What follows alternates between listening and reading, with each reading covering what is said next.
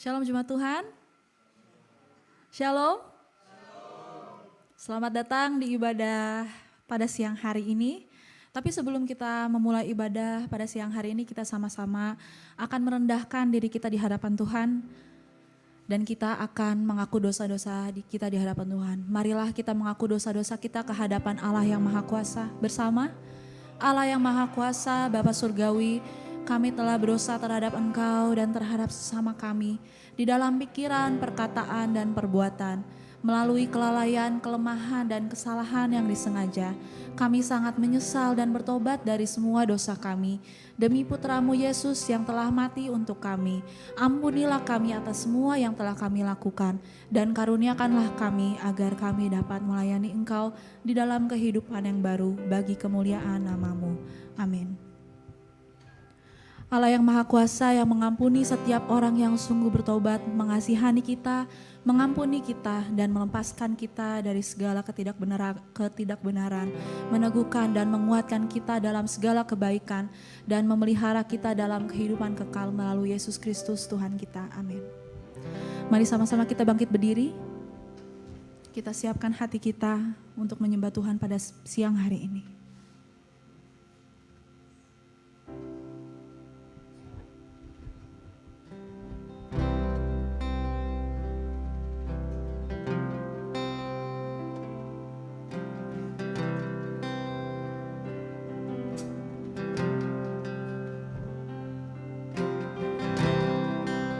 Worthy of every song we could ever sing,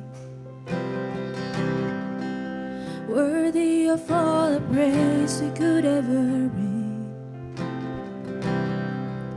worthy of every breath we could ever breathe, we'll live for you.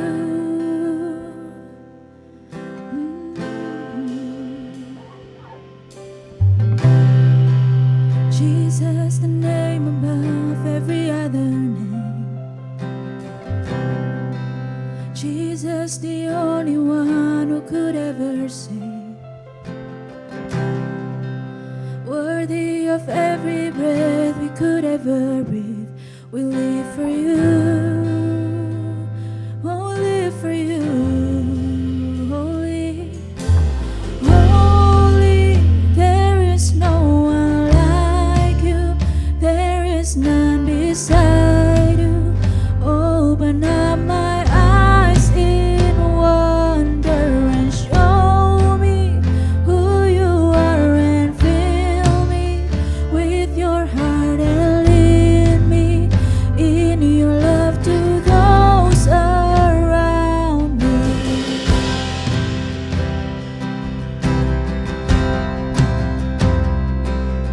Tanpa pujian dari awal.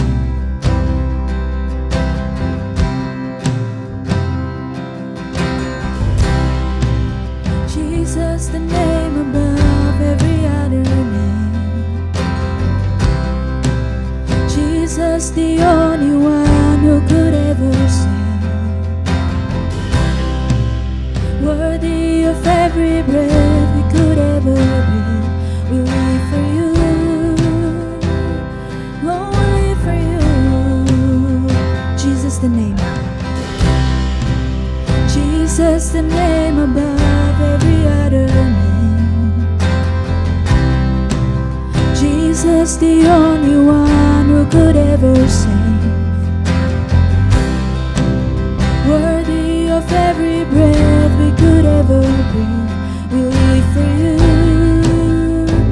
Oh, we live for you. Holy, holy, there is no one like you. There is none beside you. Open up my eyes in wonder and show me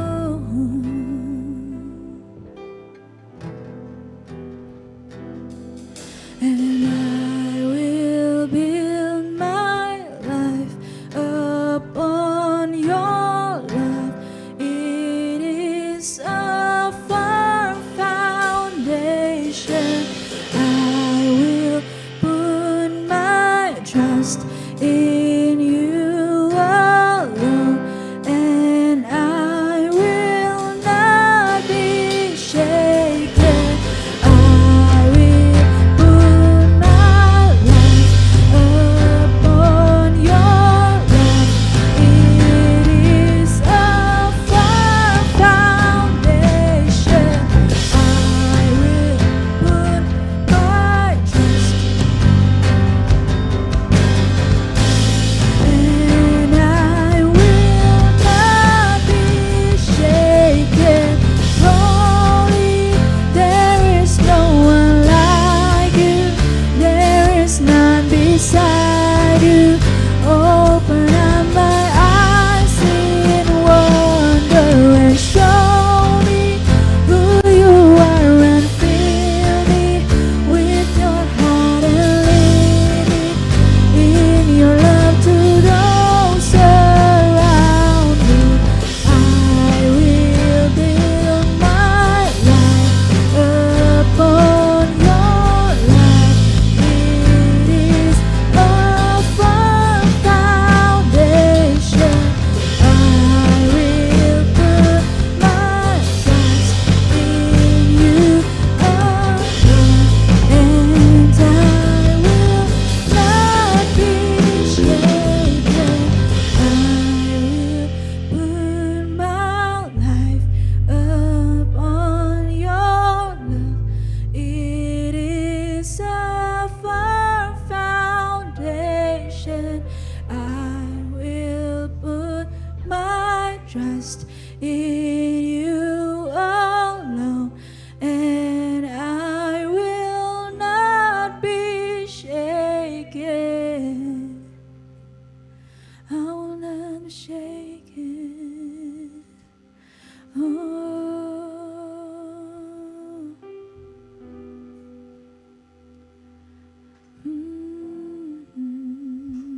Terima kasih Tuhan Yesus. Kami bersyukur Tuhan untuk penyertaan-Mu Tuhan selama ini dalam hidup kami. Terima kasih Tuhan, karena Engkau sungguh baik dan akan selalu baik Tuhan dalam hidup kami.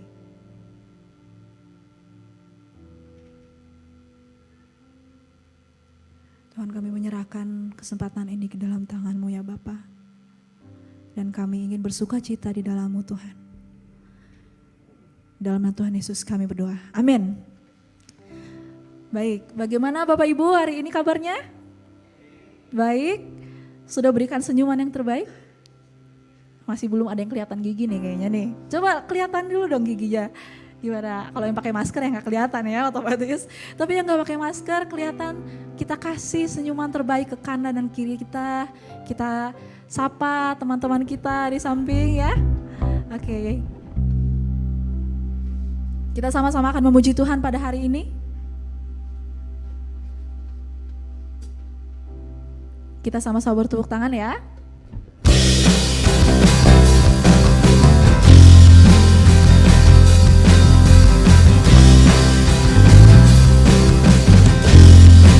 Firman terangi jalanku.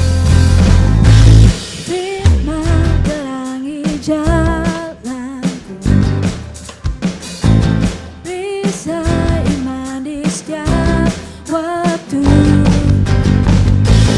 Lindungiku dari segala, tak pernah ku ragu, karena Dia bersamaku, setia menjaga dengan kuasa mulia.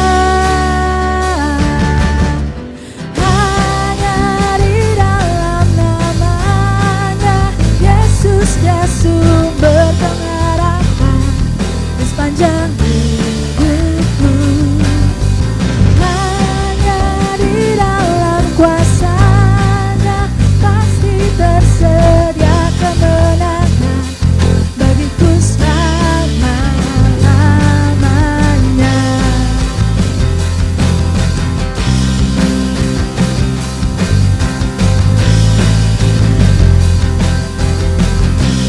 Kebenaran yang bebaskan.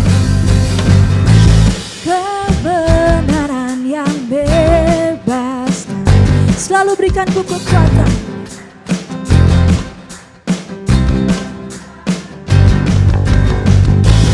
Hadapi segala tantangan, tak pernah ku ragu, karena Dia bersamaku, setia menjaga dengan kuasa mulia. Hanya di dalam nama-Nya Yesus Dia sumber pengharapan di sepanjang hidupku. Hanya di dalam kuasa-Nya pasti tersedia kemenangan bagiku selama-lamanya.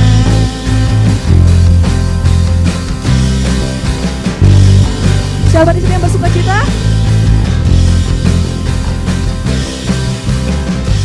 Hanya dalamnya ada pengharapan, dalam kuasa-Nya kemenangan. Hanya di dalam namanya, hanya di dalam namanya Yesus Dia sumber pengharapan di sepanjang hidupku. Hanya di dalam kuasa-Nya pasti tersedia kemenangan bagiku selama-lama. Hanya di dalam namanya Yesus Dia sumber pengharapan di sepanjang hidupku. Hanya di dalam kuasa-Nya pasti tersedia kemenangan bagiku selama-lamanya. Dalam namanya ada pengharapan, dalam kuasa-Nya kemenangan. Dalam namanya ada pengharapan, dalam kuasa-Nya kemenangan. Mari kita berkemenangan bagi Tuhan.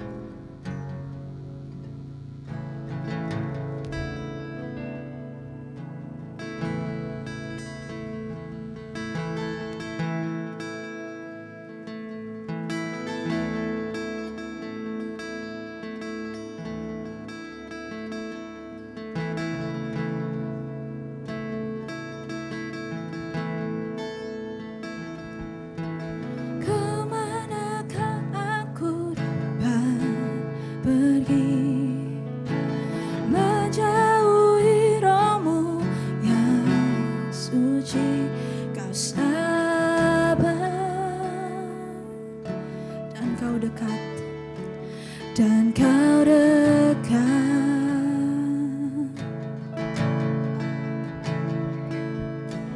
bahkan seluruh pengabdianku tak bisa membalas kesetiaan-Mu, sungguh mulia dan berharga.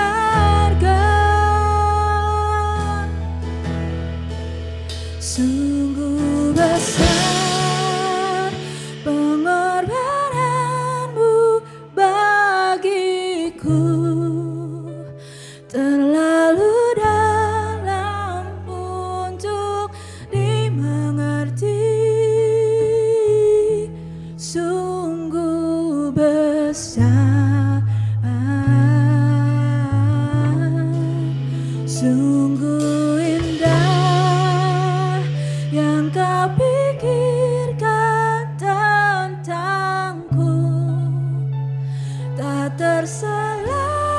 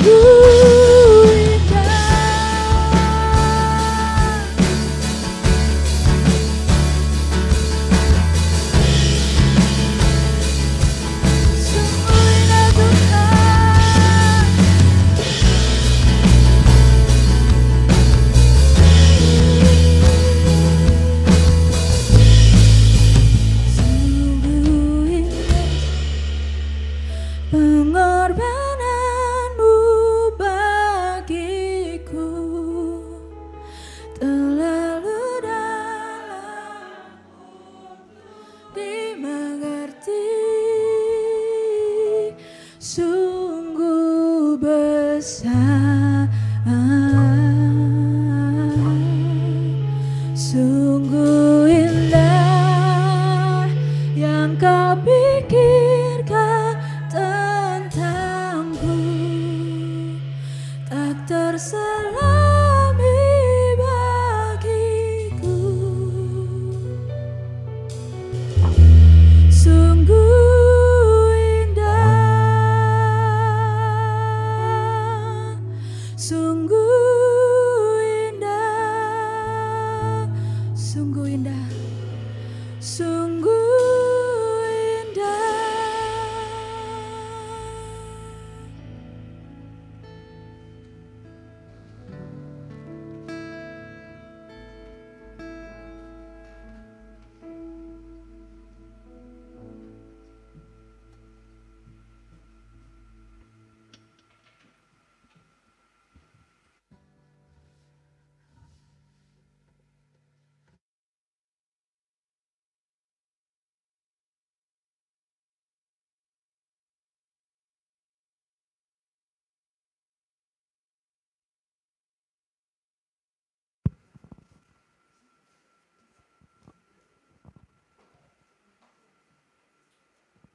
Pembacaan Alkitab yang pertama kita terambil dalam Perjanjian Lama pada Ulangan 30 ayat 1 sampai 10. Dengan judul Pulih setelah tobat. Maka apabila segala hal ini berlaku atasmu, yakni berkat dan kutuk yang telah kuperhadapkan kepadamu itu, dan engkau menjadi sadar dalam hatimu di tengah-tengah segala bangsa, kemana Tuhan Allahmu menghalau engkau. Dan apabila engkau berbalik kepada Tuhan Allahmu dan mendengarkan suaranya sesuai dengan segala yang kuperintahkan kepadamu hari ini, baik engkau maupun anak-anakmu dengan segenap hatimu dan dengan segenap jiwamu, maka Tuhan Allahmu akan memulihkan keadaanmu dan akan menyayangi engkau. Ia akan mengumpulkan engkau kembali dari segala bangsa, kemana Tuhan Allahmu telah menyerahkan engkau. Sekalipun orang-orang yang terhalau daripadamu ada di ujung langit, dari sana pun Tuhan Allahmu akan mengumpulkan engkau kembali, dan dari sana pun Ia akan mengambil engkau. Tuhan Allahmu akan membawa engkau masuk ke negeri yang sudah dimiliki nenek moyangmu, dan engkau pun akan memilikinya pula. Ia akan berbuat baik kepadamu dan membuat engkau banyak melebihi nenek moyangmu. Dan Tuhan Allahmu akan menyunat hatimu dan hati keturunanmu, sehingga engkau mengasihi Tuhan Allahmu dengan segenap hatimu dan dengan segenap jiwamu, supaya engkau hidup. Tuhan Allahmu akan menjatuhkan segala sumpah serapa itu kepada musuhmu dan pembencimu yang telah mengejar engkau. Engkau akan mendengarkan kembali suara Tuhan dan melakukan segala perintahnya yang kusampaikan kepadamu pada hari ini. Tuhan Allahmu akan melimpahi engkau dengan kebaikan dalam segala pekerjaanmu, dalam buah kandunganmu, dalam hasil ternakmu, dan dalam hasil bumimu. Sebab Tuhan Allahmu akan bergirang kembali karena engkau dalam keberuntunganmu, seperti Ia bergirang karena nenek moyangmu dahulu. Apabila engkau mendengarkan suara Tuhan Allahmu dengan berpegang pada perintah dan ketetapannya yang tertulis dalam kitab Taurat ini, dan apabila engkau berbalik kepada Tuhan Allahmu dengan segenap hatimu dan dengan segenap jiwamu. Demikianlah firman Tuhan.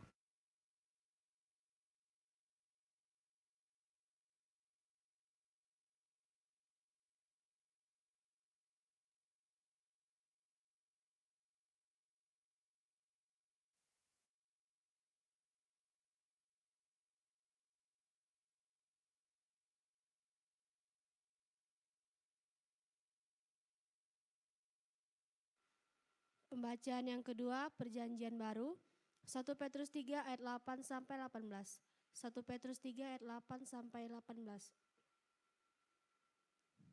Kasih dan damai.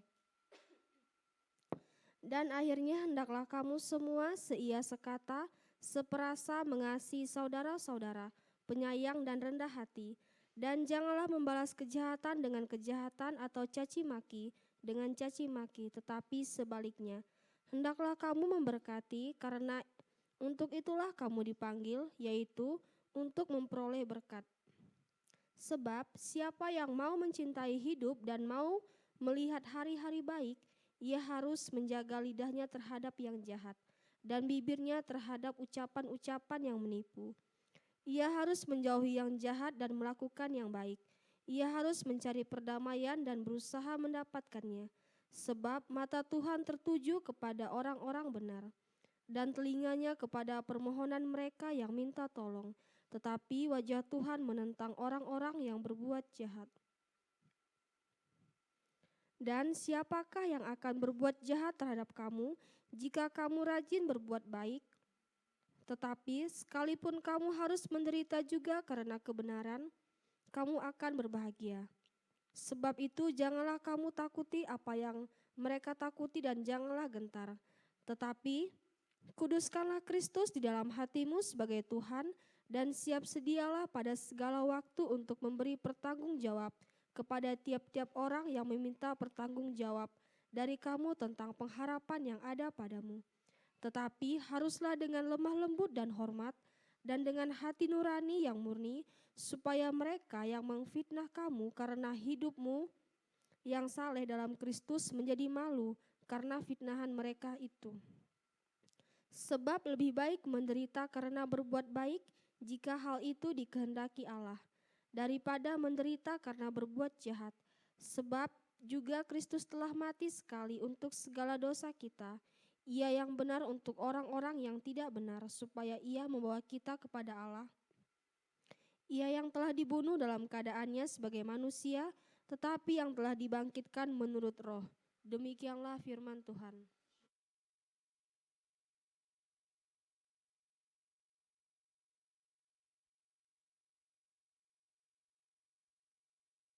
Mari kita berdoa. Segala puji dan syukur kami naikkan kehadiran Engkau Tuhan. Kalau pada kesempatan siang hari ini kami kembali boleh ada bersama di sini untuk menaikkan puji dan syukur kami atas segala kebaikan Tuhan, atas kasih setia Tuhan di dalam kehidupan kami. Dan saat ini biarlah kiranya Roh Kudus-Mu menolong kami dalam kami merenungkan sebagian kecil daripada firman-Mu. Dan biarlah firman-Mu ini Tuhan boleh mengingatkan kami akan kasih Tuhan, boleh menguatkan kami dan juga boleh menuntun kami supaya kami tahu apa yang harus kami buat dan lakukan di dalam kehidupan kami. Kami mau serahkan waktu ini ke dalam tangan Tuhan. Di dalam nama Tuhan Yesus kami berdoa. Amin. Pada siang hari ini kembali kita bersama-sama akan merenungkan bagian firman Tuhan yang sudah dibacakan tadi ya. Di dalam Ulangan 30 dan kemudian di dalam 1 Petrus 3 ayat 8 sampai 18. Ketika saya membaca dan merenungkan ini, Tuhan mengingatkan tentang bagaimana sebetulnya hasil daripada pertobatan ketika seseorang itu berbalik kepada Tuhan. Di dalam Ulangan kita melihat bahwa bangsa Israel atau umat Tuhan pada waktu itu sebetulnya mereka itu sedang dalam kondisi berada di dalam pembuangan. Ya, karena apa? Ya namanya manusia ya.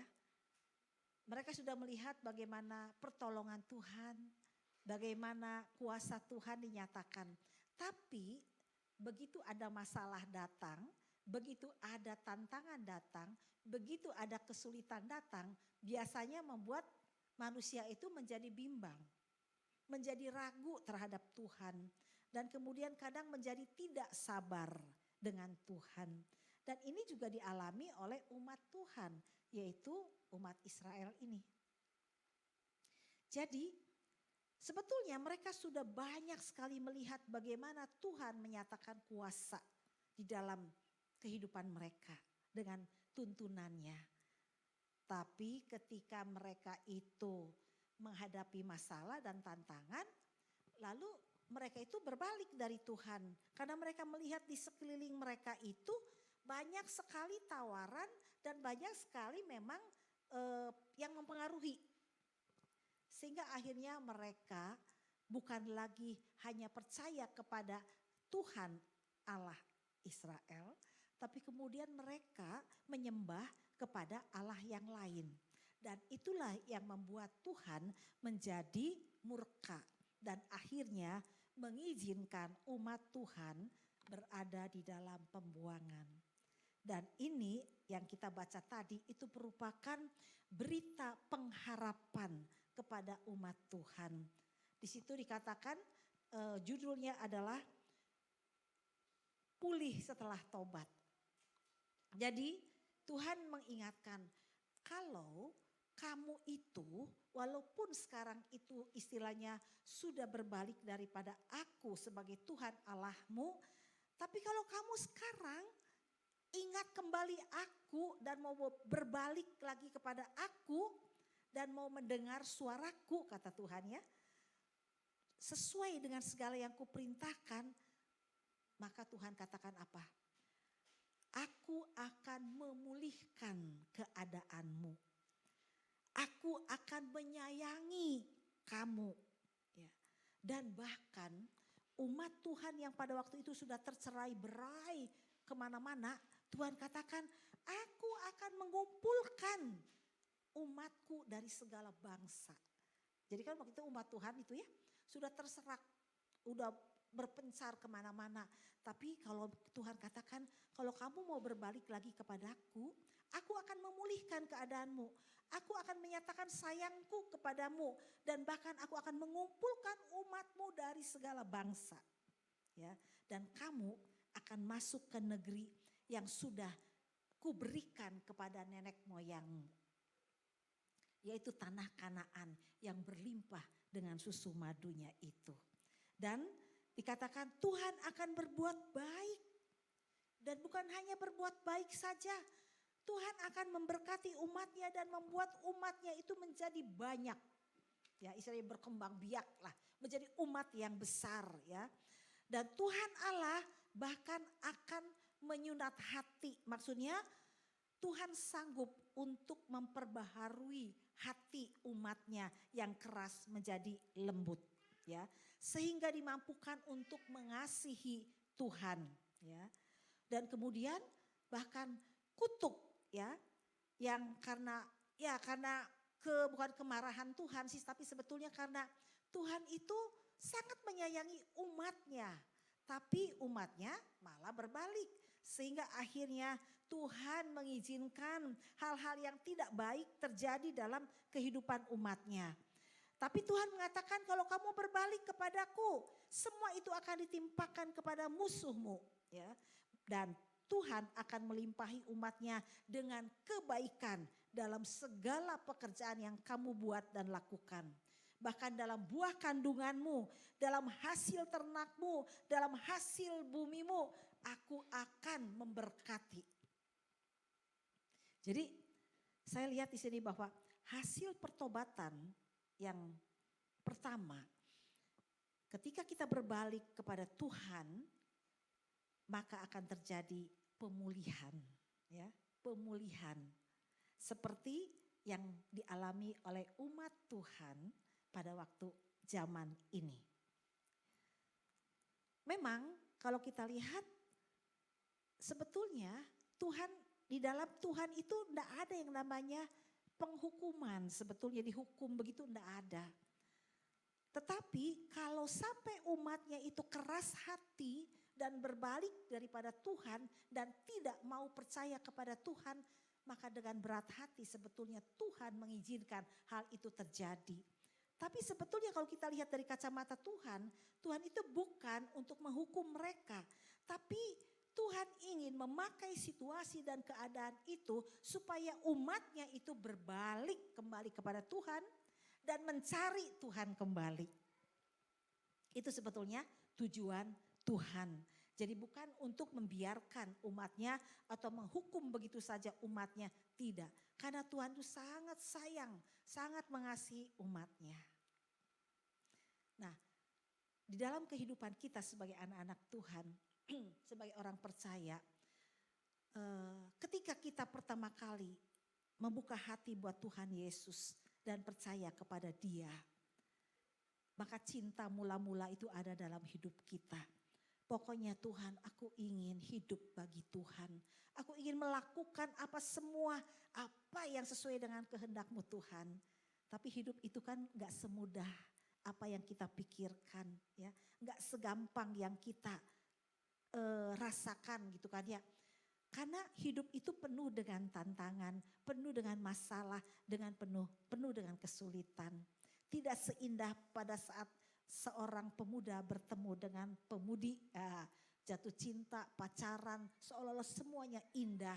Tapi pada kenyataannya, realitasnya tidak demikian. Banyak hal, banyak masalah, kesulitan, pergumulan yang harus dihadapi. Dan kadang persoalan itu membuat hidup kita menjadi meragukan Tuhan. Apalagi kita merasakan bahwa pertolongan Tuhan itu lama sekali. Kok Tuhan gak jawab-jawab doa saya ya? Kenapa masalah ini terus ada dalam hidup saya? Sampai kapan Tuhan ini akan berakhir? Kadang-kadang jadi kita berpikir keras, apa yang saya harus buat, apa yang saya harus lakukan, apa yang saya harus kerjakan. Nah biasanya kalau misalnya tidak ada juga jawaban dan terlalu lama menurut kita jawaban Tuhan, kadang manusia itu mengambil jalan pintas dan kemudian berbalik dari Tuhan, ya, lalu mempercayakan kepada hal yang lain selain daripada Tuhan.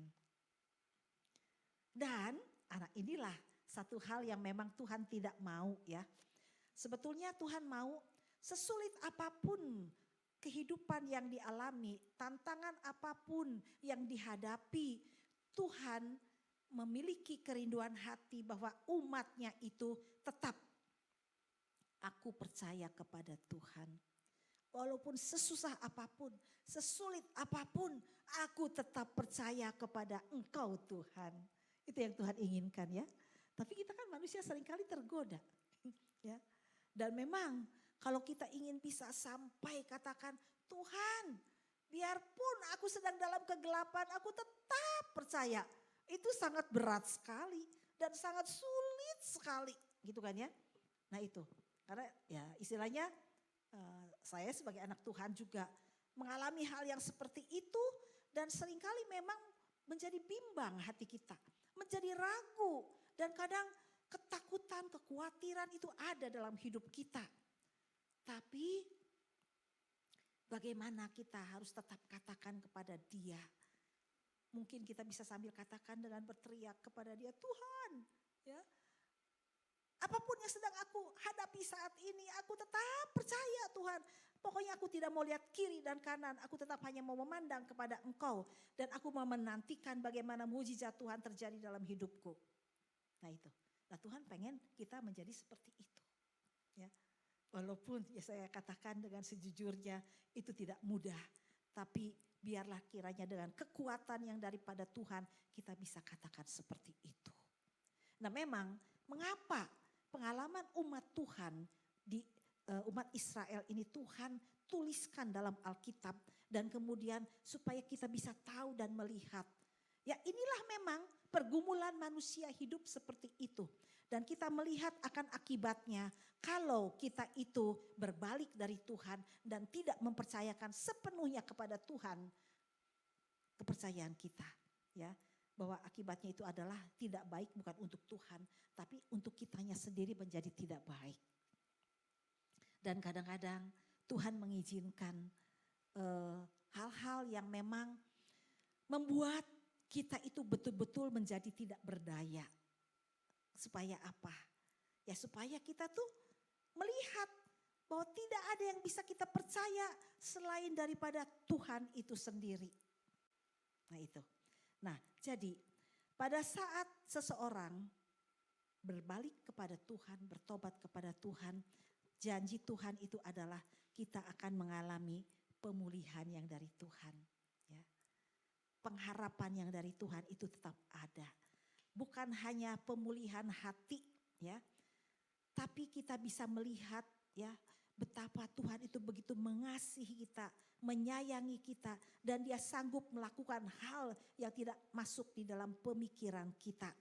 Dan bahkan Tuhan berjanji, Tuhan akan menyatakan kasih dan kuasa-Nya bukan hanya secara rohani dalam hidup kita, bahkan berkat secara materi. Di sini kita lihat, ya, Tuhan tuh sanggup melimpahkan berkat-Nya. Kadang-kadang kita sebagai manusia lebih memikirkan kalau kita datang pada Yesus bertobat kepada Tuhan, lebih memikirkan hal-hal yang bersifat materi, tapi sebetulnya ada sesuatu hal yang lebih daripada sekedar materi, yaitu secara rohani kita bisa memiliki hubungan yang baik dengan Dia, dan kita bisa merasakan kasih sayang Tuhan itu nyata dalam kehidupan kita di tengah-tengah situasi yang sulit dan berat dalam hidup kita. Dan ini adalah yang lebih daripada segalanya. Karena apa? Pada umumnya manusia ketika menghadapi persoalan atau masalah dalam kehidupan, dia tidak mampu untuk memiliki hati yang bahagia, yang berbahagia, bergembira, sukacita di dalam Tuhan.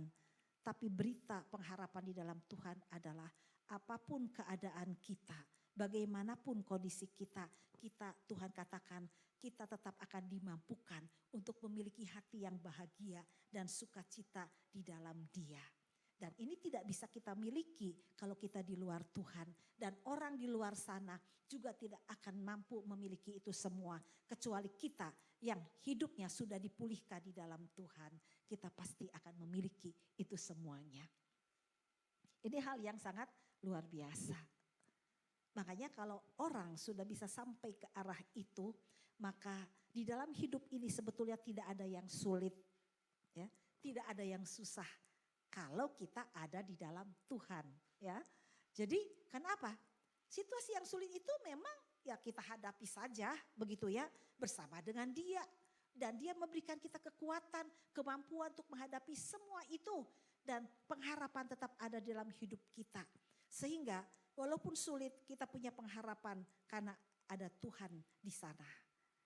Dan kita memiliki pengharapan pada waktunya Tuhan sanggup untuk menolong kita. Nah, itulah janji Tuhan ketika kita bertobat, ya, berbalik kepada Tuhan, hasilnya adalah kita mengalami pemulihan hubungan dengan Tuhan. Kita bisa mengalami kasih, kuasa dan berkat yang Tuhan limpahkan di dalam kehidupan kita. Dan kemudian yang berikut adalah, kalau kita lihat dalam perjanjian lama, janji Tuhan bisa kita rasakan dan alami dengan catatan, perhatikan ya, ada perbedaan antara perjanjian lama dengan perjanjian baru. Dengan catatan, apabila umatnya mendengarkan suara Tuhan dengan berpegang pada perintah dan ketetapannya yang tertulis dalam kitab Taurat dan berbalik kepada Tuhan Allahmu dengan segenap hatimu dan dengan segenap jiwamu. Jadi ini dalam perjanjian lama memang Tuhan menekankan pada peraturan dan hukum Taurat, ya.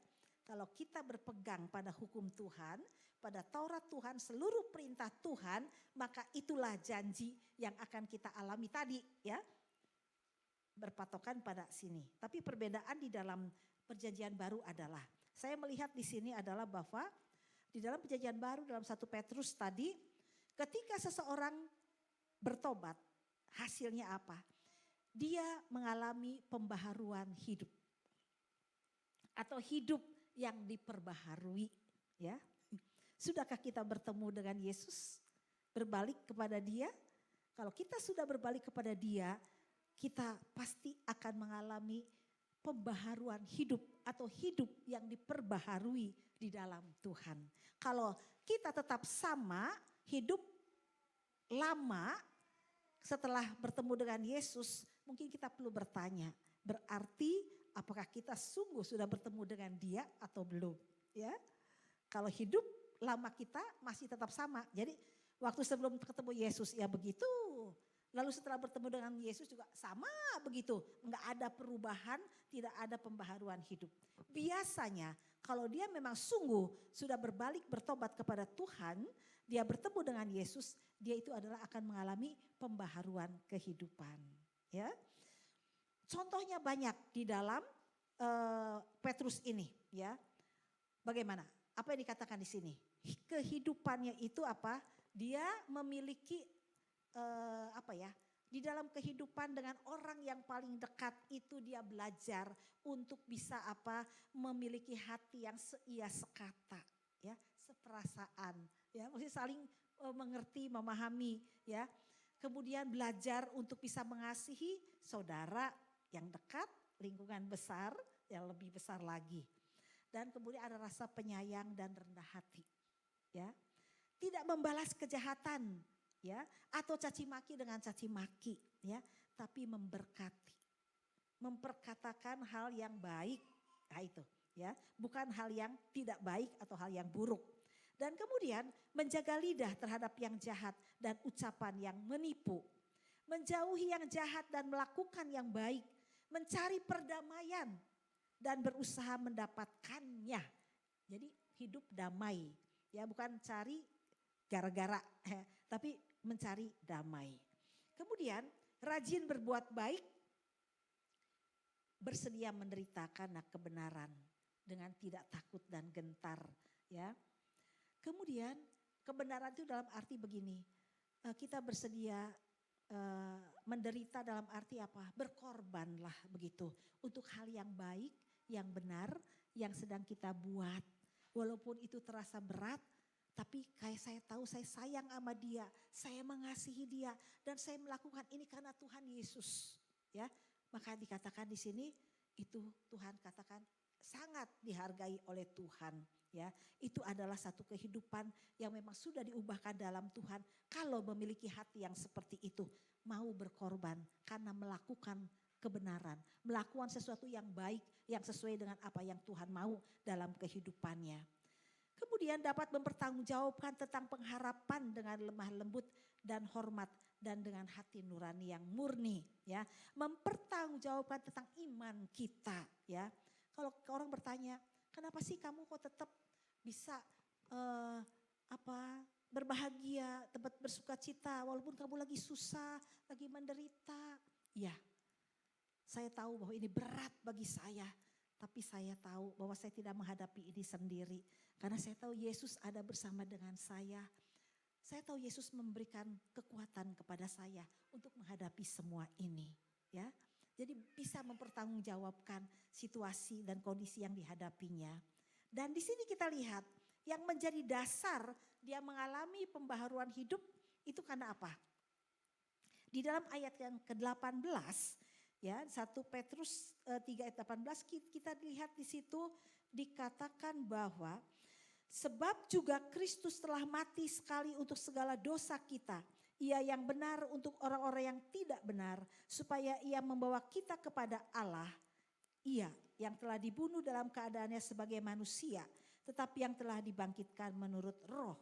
Jadi di sini kita lihat dasarnya mengalami pembaharuan hidup adalah karena kasih Kristus dan pengorbanan Kristus di kayu salib. Bapak Ibu bisa perhatikan ya. Seseorang yang bertobat mengalami pemulihan dan pembaharuan dalam kehidupannya. Dan semua itu bisa terjadi kalau kita lihat di dalam perjanjian lama itu karena apa? Kamu bertobat karena harus apa? Mengikuti ya, mengikuti hukum Taurat. Ada satu tekanan dalam arti kadang ada satu tekanan atau satu ketakutan. Saya harus ikut taat sama firman Tuhan. Kalau enggak saya hidupnya enggak akan mengalami pemulihan, tidak akan mengalami kasih sayang Tuhan, enggak akan mengalami bagaimana berkat Tuhan itu dinyatakan dalam hidup saya. Ada satu perasaan mungkin seperti itu. Makanya kita harus memahami juga ya, dengan perjanjian baru dilihat bahwa kita mengalami pemulihan dan pembaharuan hidup itu bukan karena kita bertobat karena kekuatan kita melakukan hukum Taurat, tetapi karena apa? Allah sendiri mengambil inisiatif datang ke dunia di dalam diri Yesus Kristus dan dia mati di kayu salib, berkorban untuk kita. Karena dia sayang sama kita. Jadi Bapak Ibu, perbedaannya adalah ketika kita dalam kehidupan pertobatan kita mengalami pemulihan dan pembaruan hidup itu dan melakukan semua peraturan, hukum-hukum Tuhan itu bukan dasar karena supaya karena kita supaya diberkati dan sebagainya atau karena takut, tapi saya tahu karena Tuhan Yesus sudah mati buat saya. Dia sudah berkorban untuk saya, maka sepatutnya lah saya hidup di dalam pemulihan dan pembaharuan hidup itu sendiri, ya. Tuhan sayang kepada saya, Tuhan mengasihi saya. Bapak Ibu, semuanya di sini masih ada banyak yang muda ya. Ketika kita melakukan sesuatu dalam kehidupan kita karena keharusan atau dengan cinta, ada beda enggak? Beda ya. Kalau itu keharusan jadi beban, ya. Tapi kalau dengan cinta, beban tidak? Enggak ya. Pasti dengan senang dong, ya kita mau ya. Nah itu ya. Nah apalagi kalau lagi sedang jatuh cinta atau sedang berpacaran, itu biasanya seperti itu, ya. Jadi melakukan segala sesuatu enggak jadi keharusan gitu ya. Kamu gini, kamu gitu, harus begini, harus begitu, enggak ya. Dan kadang-kadang kita jadi apa? Kadang cemberut begitu kan ya. Kadang-kadang kesal hati begitu ya kalau keharusan ya. Tapi kalau dengan kasih, dengan cinta, kita melakukan semua aturan yang ada itu rasanya enteng aja, enggak ada beban. Kenapa? Cinta itu ada, ya, kasih itu ada. Nah, jadi maksud saya adalah bahwa di dalam kehidupan kita, ketika kita datang kepada Tuhan Yesus, kita bertobat dan kemudian harus melakukan semua sesuai dengan apa yang Tuhan mau dalam hidup kita. Kehidupan kita sebagai anak Tuhan yang sudah diperbaharui dalam Tuhan, itu bukan karena kita itu terpaksa lagi, tetapi kenapa? Ya karena Tuhan Yesus sayang dengan saya. Udah seharusnya dong, saya itu memang harus hidup ya, memiliki hubungan dengan Tuhan, bukan supaya diberkati. Saya hidup dalam hidup yang baru, itu karena apa? Karena memang sudah seharusnya seperti itu. Karena apa? Tuhan Yesus terlebih dahulu mengasihi saya dan sayang kepada saya. Itu dasarnya memang agak berbeda ya. Tapi yang jelas adalah ketika seseorang itu berbalik kepada Tuhan dengan perasaan kasih kita kepada Tuhan rasanya berbeda. Tapi kalau kita berbalik kepada Tuhan dan bertobat karena takut kita kena hukuman Tuhan, pasti hasilnya juga berbeda, ya. Nah, tapi yang jelas adalah bahwa hasil pertobatan yang benar itu akan menghasilkan pemulihan kita dengan Tuhan. Hubungan kita diperbaiki dengan Tuhan. Dan janji Tuhan itu Tuhan nyatakan dalam hidup kita. Dan pembaharuan hidup dengan pertolongan Roh Kudus itu ada dalam hidup kita. Dan kita akan melihat sesuatu situasi yang berbeda ketika kita di luar Tuhan. Dan biarlah kita masing-masing saat ini sungguh-sungguh berbalik kepada Tuhan itu adalah karena memang aku mengasihi Engkau Tuhan, aku sayang kepada Engkau. Maka aku memberikan hidupku kepadamu Tuhan, untuk Tuhan pulihkan, untuk Tuhan perbaharui di dalam hidupku ini. Amin. Mari kita berdoa. Tuhan Yesus, kami bersyukur karena Engkau sangat luar biasa. Engkau sangat mengasihi kami, Engkau sangat menyayangi kami Tuhan. Roh Kudus kiranya Tuhan memberikan kepada kami kemampuan untuk boleh memahami dan mengerti akan firman-Mu. Biarlah kiranya kami boleh mengerti bahwa ketika kami hanya percaya kepada Engkau Tuhan Yesus, di tengah-tengah situasi yang sulit dalam hidup kami, dan kami tetap memegang Engkau Tuhan, berbalik kepada Tuhan untuk percaya sungguh-sungguh kepada Engkau Tuhan, maka kami akan mengalami hal yang luar biasa dalam hidup kami. Pemulihan terjadi dalam hidup kami dan pembaharuan hidup boleh terjadi dalam hidup kami. Kami memohon pertolongan Roh Kudus-Mu Tuhan. Kiranya Roh Kudus-Mu bekerja dalam hidup kami dan menguatkan kami untuk kami mampu melakukan apa yang Tuhan mau di dalam kehidupan kami. Kau memberkati hamba-Mu, Kau memberkati setiap anak-anak-Mu Tuhan yang saat ini boleh hadir di tempat ini maupun yang ada secara online. Kiranya Tuhan Roh Kudus-Mu saja yang terus bekerja dalam hidup kami. Terpujilah nama Engkau Tuhan, di dalam nama Tuhan Yesus kami mengucap syukur dan berdoa. Amin.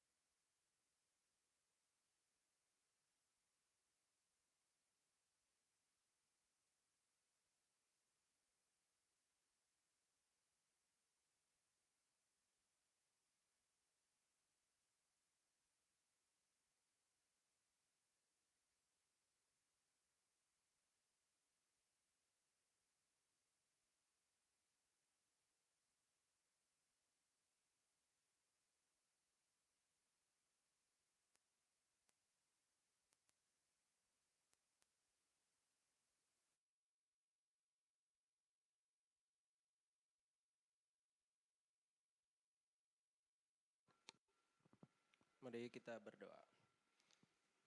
Tuhan, kami bersyukur atas kebaikan-Mu, atas kemurahan-Mu telah menjaga kami, memelihara kami Tuhan sampai pada hari ini sehingga kami bisa bersama-sama untuk kembali bersekutu di tempat ini Tuhan.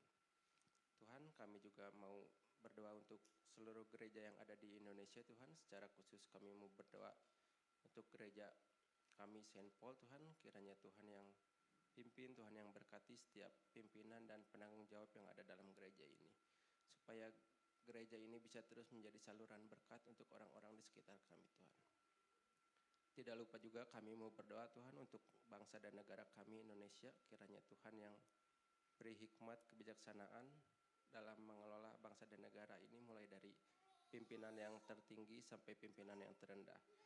Supaya negara ini bisa jadi lebih baik lagi dan sesuai dengan kehendak-Mu. Tuhan, kami juga mau berdoa untuk setiap jemaat yang hadir di tempat ini maupun yang hadir secara online Tuhan, kiranya Tuhan yang pimpin, Tuhan yang berkati baik dalam setiap pergumulan kami, mungkin ada yang sedang bersekolah atau melanjutkan studi, bekerja ataupun berumah tangga, kiranya Tuhan yang ikut ambil bagian dalam kehidupan kami masing-masing. Kami juga mau berdoa untuk setiap jemaat yang berulang tahun pada bulan Juli ini Tuhan. Kiranya Tuhan yang beri kesehatan, Tuhan yang berikan panjang umur, berkat-berkat yang berlimpah. Tuhan, inilah doa kami hanya di dalam nama-Mu. Mari saudara kita berdoa seperti yang telah diajarkan Tuhan Yesus kepada kita. Bapa kami yang di surga, dikuduskanlah nama-Mu. Datanglah kerajaan-Mu, jadilah kehendak-Mu di bumi seperti di surga. Berikanlah kepada kami pada hari ini makanan kami yang secukupnya. Dan ampunilah kami akan kesalahan kami. Seperti kami juga mengampuni orang yang bersalah kepada kami. Dan janganlah membawa kami ke dalam pencobaan, tetapi lepaskanlah kami daripada yang jahat. Karena Engkaulah yang punya kerajaan dan kuasa dan kemuliaan sampai selama-lamanya. Amin. Akan masuk dalam persembahan untuk yang bertugas.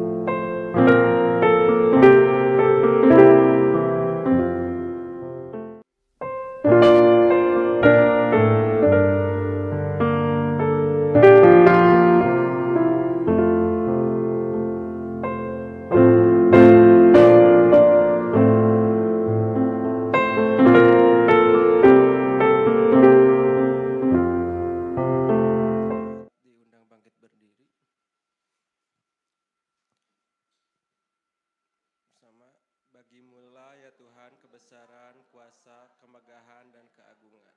Karena segala sesuatu di surga dan di bumi adalah milik-Mu. Segala-galanya berasal daripadamu, dan dari milik-Mu sendiri kami mempersembahkannya kepadamu. Amin. Silakan duduk. Ya baik, shalom semuanya. Terima kasih untuk Ibu Hertina yang sudah menyampaikan firman Tuhan pada siang hari ini. Dan biarlah Tuhan Yesus yang terus bekerja melalui Ibu Hertina dan memberkati segala hal yang Bu Hertina lakukan.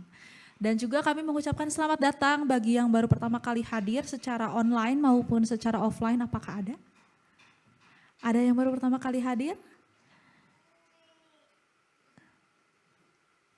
Ada. Sudah ya, sudah pada pernah datang semua? Ya. Kalau yang sudah pernah datang saya ucapkan selamat datang dan kita rindu untuk minggu depan kita bisa berkumpul kembali untuk bisa beribadah bersama. Lalu sedikit pengumuman untuk kita semua di sini. Hari Selasa kemarin, Selasa ke Rabu kita sudah melaksanakan retreat ya di Grafika Cikole untuk teman-teman yang ikut. Gimana, seru? Seru, oke. Dan kami juga mengucapkan terima kasih ya untuk semua donatur yang sudah membantu atau bahkan yang sudah membeli jualan kami. Waktu itu kita jualan puding, jualan keripik, dan kami sangat bersyukur karena Tuhan sudah menyertai dan juga mencukupkan semua yang kita perlukan. Dan apakah bulan ini ada yang berulang tahun? Dalam minggu kemarin, apakah ada? Atau dalam bulan ini? Kenapa? Tidak ada? Oke. Nanti kalau misalnya ada yang belum memberitahu ulang tahunnya, boleh juga nanti saya akan mungkin japri kali ya. Japri nanti kita supaya tahu kapan harus mengucapkan, kapan kita bisa saling mengucapkan selamat ulang tahun. Apakah ada tambahan Bu Hertina untuk pengumuman? Oh ya. Hari Rabu nanti tanggal 26 kita juga akan melaksanakan The Pre-Marriage Course. Nah, The Pre-Marriage Course ini adalah kursus pranikah untuk teman-teman yang sudah berpacaran, yang berpacaran sudah serius gitu ya dan berpikir untuk menikah ataupun yang sudah menikah masih dalam tahap awal ya. Masih dalam tahap awal pernikahan itu juga bisa ikut. Kita sama-sama akan belajar bersama tentang pernikahan itu sendiri dan tentang pasangan kita tentunya. Itu dimulai jam berapa Bu Hertina? Jam 18.30 di tempat ini. Tapi kalau misalnya ada yang gak bisa datang ke tempat ini juga bisa join secara online. Kita juga akan menyediakan Zoom ya bagi teman-teman yang tidak bisa hadir secara offline. Itu saja, apakah ada lagi? Sudah. Saya undang jemaat untuk bangkit berdiri, kita sama-sama akan mengakhiri ibadah pada siang hari ini dengan satu pujian.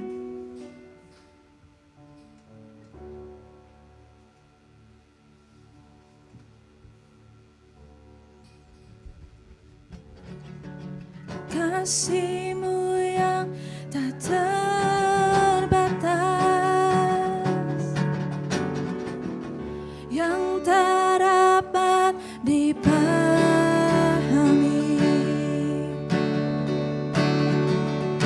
Kau datang dan bertata di antara manusia.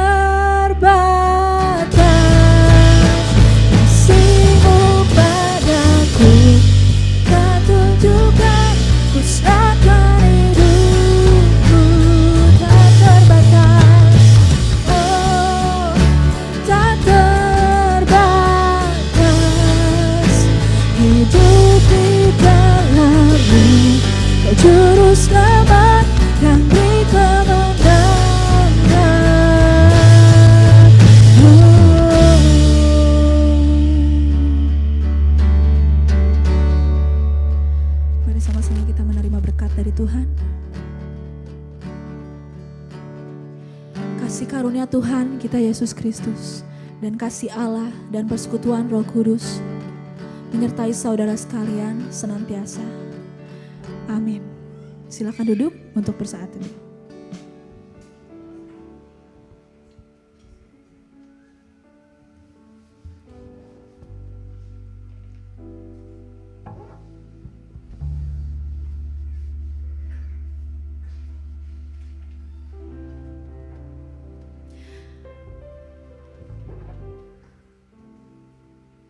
Amin. Baik, Bapak Ibu, ibadah kita telah selesai pada siang hari ini dan kita sangat senang ya bisa berjumpa lagi. Dan jangan lupa habis ini kita akan makan siang bersama di bawah dan kita akan menikmati berkat yang sudah disiapkan. Selamat hari Minggu dan Tuhan Yesus memberkati. Silakan bersalam-salaman dan kita akan menuju ke bawah.